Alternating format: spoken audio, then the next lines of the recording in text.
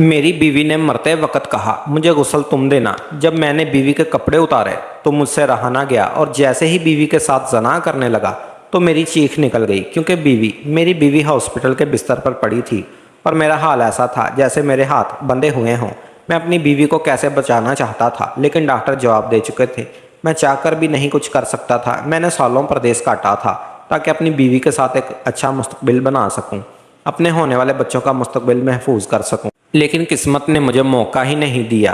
पैसा तो मैंने कमा लिया था, लेकिन शायद इसे इस्तेमाल करने का वक्त मैं कमा नहीं सका, क्योंकि जब मैं लौट कर आया तो मेरी बीवी बहुत ही ज़्यादा बीमार थी। ये 22 अप्रैल की शाम थी जब मेरे घर वालों का मुझे फ़ोन आया। मैं इस वक्त जगह एक कंपनी में काम कर रहा था। मुझे पता चला कि उसे शदीद बुखार के 22 झटके लग रहे हैं। मेरी बड़ी बहन ने मुझे फ़ौरन पैसे भेजने के लिए कहा। मैंने जमा जोड़कर पैसे तो भेज दिए, लेकिन मेरा दिल मुतमिन ही नहीं हुआ था। मुझे अजीब सी बेचैनी का एहसास हो रहा था, जैसे कुछ बुरा होने वाला हो। इसलिए मैं खुद भी अगली फ़्लाइट से वापस आ गया और काफ़ी दिनों से मेरी बीवी से नहीं हो सका, क्योंकि वो बहुत ही कम मुझे फ़ोन पर बात करती थी। मैं फ़ोन करता तो बहुत मुख्तसर सी बात होती, हमें तो आपके वापस कब आएंगे, इसके एक सवाल पर आकर हमारी बात ख़त्म हो जाती, क्योंकि मैं उसे बता चुका था कि मैं अगले 10 साल तक वापस नहीं आने वाला हूँ। फिर भी वो बार बार यही सवाल दोहराती। शायद यही वजह थी कि हमारे दरमियान राब्ता कम हो गया था, क्योंकि करने को तो उसके अलावा कोई बात ही नहीं थी। मैंने उसे बहुत दफ़ा समझाया था कि हर 2 साल बाद 15 दिन की छुट्टी पर आ सकता हूँ, लेकिन नौकरी छोड़कर आना मेरे लिए मुमकिन नहीं। और यहीं आकर वो शायद मुझसे खफा हो जाती। यहाँ पर पता नहीं क्या बात थी कि वो फ़ोन काट दिया करती। मैंने भी परेशान होकर उसे फ़ोन करना बहुत कम कर दिया। इस बार जब मैंने उसकी बीमारी का सुना और वापसी की फ़्लाइट ली तो मैं सोच रहा था कि मैं दोबारा जद्दा नहीं आऊँगा। ऐसी नौकरी है, पैसे का क्या फ़ायदा, जिसकी वजह से मैं अपनी बीवी से ही दूर हूँ और वो भी मुझसे नाराज़ रहती। बहुत दुख परेशानी में तनहा है। मेरे घर वाले तो उसके साथ थे, लेकिन शौहर का होना एक अलग बात होती है, और इस बात का एहसास मुझे अब हो रहा था जब वो अस्पताल में एडमिट हो चुकी थी। उसकी खैरियत की दुआएं मांगता मैं पाकिस्तान वापस पहुंचा, लेकिन यहाँ आकर पता चला वो अभी भी अस्पताल में है। मैं फ़ौरन अस्पताल भागा तो मेरी अम्मा और अब्बा देखकर हक्का बक्का रह गए। फिर अम्मा कहने लगी, तुझे वापस आने की क्या ज़रूरत थी, दुख बीमारी तो ज़िंदगी के साथ है, आज नहीं तो कल वो ठीक हो जाती। मैं अम्मा के गले लगा और अम्मा से कहा, बस मेरा दिल मुतमिन नहीं हो रहा था, मुझे बहुत ज़्यादा फ़िक्र हो रही थी, इसलिए मुझे कुछ दिनों के लिए यहाँ आना पड़ा। इससे पहले मैं अपनी बीवी के पास जाना चाहता हूँ। डॉक्टर ने हमें अपने कमरे में बुलाया था। आपा जाने लगी तो मैं भी उनके साथ चल पड़ा, और फिर डॉक्टर ने हमें बताया कि मेरी बीवी के पास ज़्यादा वक्त नहीं है, बुखार दिमाग पर चढ़ गया है और इसी वजह से उसे झटके लग रहे हैं। इसके दिमाग ने भी सही तरह से काम करना छोड़ दिया है। कभी वो किसी को पहचानती हैं तो कभी बिल्कुल ही अनजान हो जाती हैं।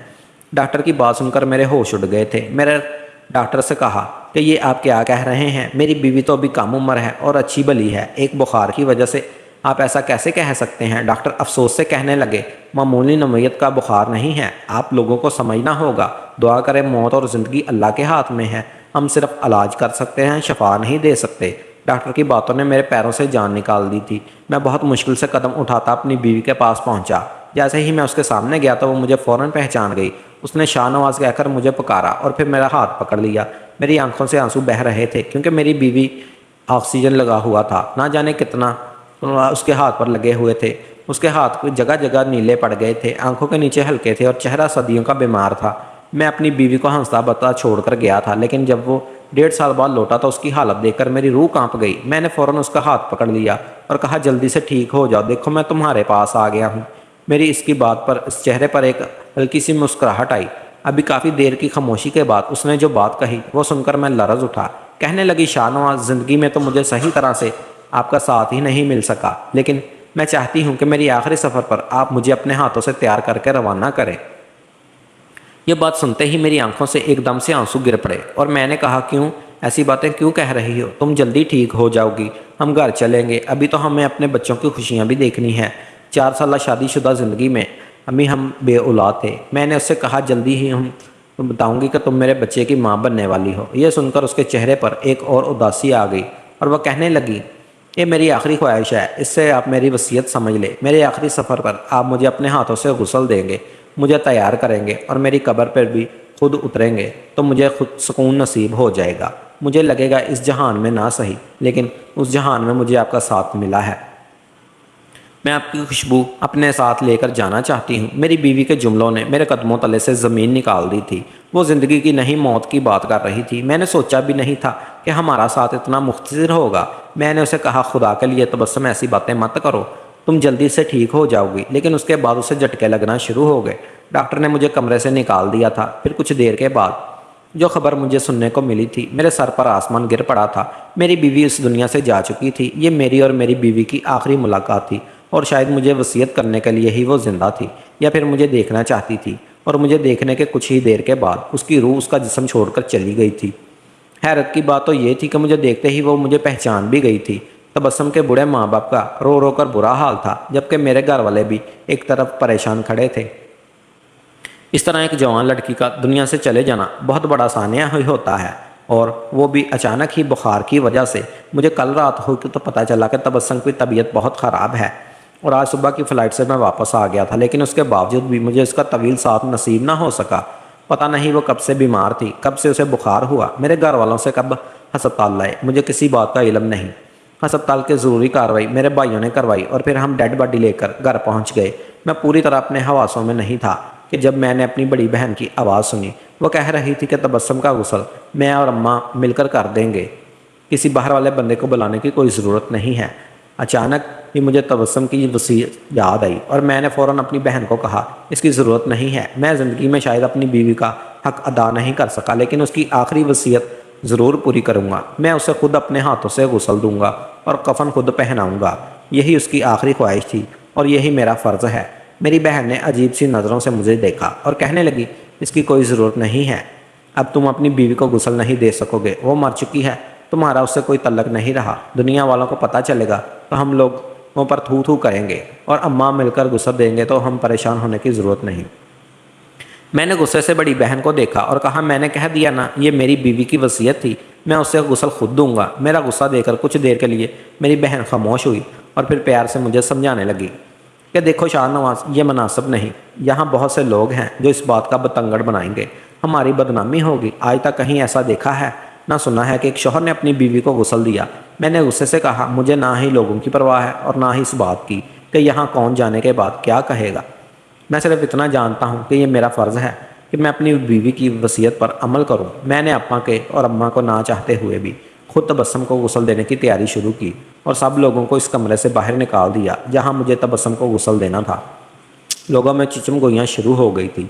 हर कोई अजीब अजीब बातें बना रहा था कि शोहर कैसे बीवी को गुस्ल दे सकता है, ये तो परदेश से आकर बावला हो गया है, कम से कम इसकी माँ को तो इसे रोकना चाहिए था। लेकिन मैंने अपने कानों पर हाथ रख दिए थे, मुझे किसी की कोई आवाज़ नहीं सुनती थी।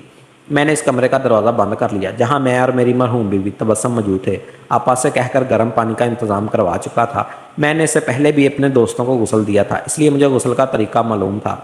मैंने सोचा था कि मैं खुद गुस्ल देकर इस वसीयत को पूरा कर दूंगा, लेकिन जैसे ही मेरी नज़र तबस्सुम के चेहरे पर पड़ी तो कितनी ही देर में मैं महसूस हो गया। उसका चेहरा हस्पताल वाला नहीं था, बल्कि ऐसा लग रहा था जैसे उसका चेहरा 14वीं का चांद हो। वो जर्दी बाकी बची थी, और ना ही आंखों की हल्की हस्पताल में जो दिखाई दे रहे थे। उसके होंठों पर एक मध्यम सी मुस्कुराहट थी जो महसूस हो रही थी। मेरा दिल बहुत तेज़ी से धड़क रहा था। मुझे अपनी बीवी पर बेसाख्ता ही प्यार आ गया था। उसे देखते ही मुझे शादी की वो रात याद आ गई जब मैंने पहली बार उसे देखा था। उस दिन भी वो ऐसी खूबसूरत और मासूम थी जैसे कि इस वक्त लग रही थी। ज़िंदगी ने बहुत जल्दी हम दोनों को एक दूसरे से जुदा कर दिया था। मैं तो परदेश में कब से उसके साथ ख्वाहिशमंद था। मेरा दिल वहाँ रहकर भी तबस्सुम को याद करता था। मैं उसके साथ अपनी ख्वाहिशात और खुशियों को मुकम्मल करना चाहता था। मैं हर वक्त अपनी छुट्टियों के दिन गिनता था कि कब 6 महीने गुजरेंगे और मुझे 15 दिन की छुट्टी मिलेगी। लेकिन किससे मालूम था कि मैं इतनी अचानक छुट्टी लेकर इस तरह आऊँगा और मुझे अपनी बीवी की मौत की खबर सुनने को मिलेगी। बहुत मुश्किल से मैंने अपने जज्बात पर पहरा बांधा और तबस्सुम के चेहरे पर झांक मैं आखिरी बार अपनी बीवी का बोसा लेना चाहा। उसे बताना चाहता था कि मैं उससे कितनी मोहब्बत करता हूँ। अगर मैंने उसे जुदाई कितने सालों से काटी तो सिर्फ उससे अच्छे मुस्तकबिल के लिए काटी। मेरी आंखों से मुस्तकिल आंसू बह रहे थे। फिर मैंने तो वजूद पर बड़ी चादर को हटाया और जैसे ही उस पर अपनी मोहब्बत निछावर करनी चाहिए, मेरे हलक से चीख निकल गई। मुझे लगा था जैसे मैं अगला सांस भी नहीं ले पाऊंगा। कितनी ही देर ऐसे गुजर गई थी और फिर कमरे का दरवाज़ा बजा। आपा मुझे आवाज़ दे रही थी। मैंने उठकर दरवाज़ा खोला और आपा को अंदर बुलाया और उन्हें तबस्सुम का वजूद दिखाया। अपा नज़रें चुरा गई।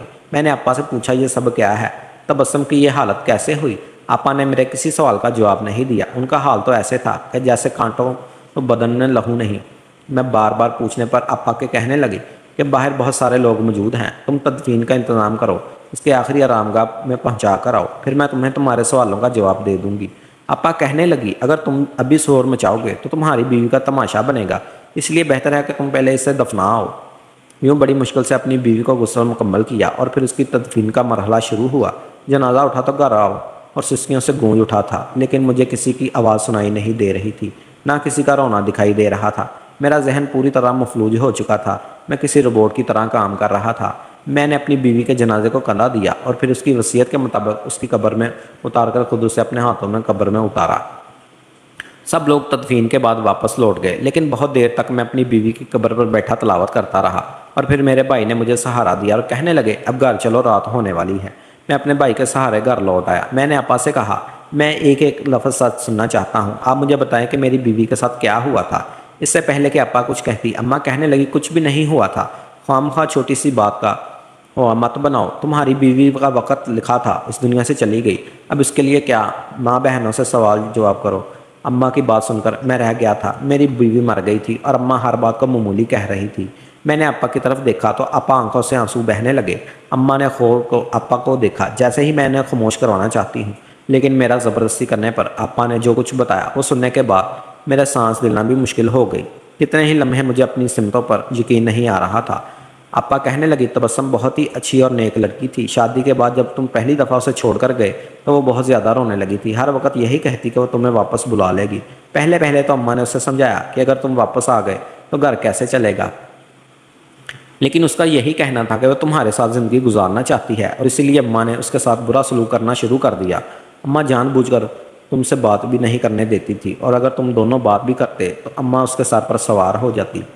मैंने कई दफ़ा अम्मा को समझाया कि इस तरह मियाँ बीवी के दरमियान आना मुनासिब नहीं, लेकिन अम्मा को यही खौफ था कि कहीं तुम इसकी मोहब्बत में वापस ना आ जाओ। अम्मा के लिए तुम्हारी कमाई बहुत ज़रूरी थी, क्योंकि तुम्हारी कमाई से पूरा घर चलता था। ये बात तो तुम भी जानते ही हो कि हमारा छोटा भाई कितना नकम्मा और खुद नौकरी नहीं करता। इसकी बीवी बच्चे भी तुम्हारे ही पैसों पर पलते हैं। वो अम्मा का लाडला है और इसी ने अम्मा को ये पट्टी पढ़ाई थी कि अगर तुम लौट कर आ गए तो सब खुशियाँ अयां हो जाएंगी और तुम बीवी के गुलाम बन जाओगे। इसलिए अम्मा ने ना ही कभी तुम्हें वापस आने दिया और ना ही तुम्हारी बीवी को सुकून की ज़िंदगी गुजारने दी, बल्कि वो पूरे घर की नौकरानी बनकर रह गई थी। लेकिन फिर भी तबस्सुम ने कभी किसी को बुरा नहीं कहा, किसी के खिलाफ आवाज़ नहीं उठाई। वो खामोशी से सारे घर का कामकाज करती, वक़्त पर नमाज़ें पढ़ती और तुम्हारी वापसी की दुआएं करती। हर बीवी ही शौहर का साथ चाहती है और मेरी नज़र में तबस्सुम का मुतालबा गलत नहीं था। वो तुमसे शादी करके इस घर में आई थी और सारे घर वालों से वो मुफ्त में सबकी नौकरी रानी बनी हुई थी और खुद ज़िंदगी की खुशियों से महरूम थी। लेकिन बात यही ख़त्म नहीं होती। जब तुम दोबारा 15 दिन के लिए यहाँ आए तो अम्मा ने बहुत कम वक्त ही में तुम दोनों के साथ गुजारने दिया। तुम 2 साल बाद लौटे थे, लेकिन फिर भी दोनों मियाँ बीवी को तन्हाई का वक्त मुयसर ना आया। यहाँ अम्मा ऐसा नहीं चाहती थी। अगर तुम्हें याद हो तो अम्मा जानबूझकर तुम्हें देर रातों तक अपने कमरे में रोक कर रखती और जब तुम वापस जाते तो तुम्हारी बीवी तक हार कर सो जाती। तुम इन 15 दिनों में मज़ीद अपनी बीवी से बदगुमान ही हुए थे और फिर तुम वापस लौट गए थे। तुम्हारे जाने के 2 महीने के बाद पता चला कि तबस्सुम उन्हीं से है। अम्मा ने यह खबर किसी से छुपाई और तबस्सुम को खुद ही डॉक्टर के पास ले गई।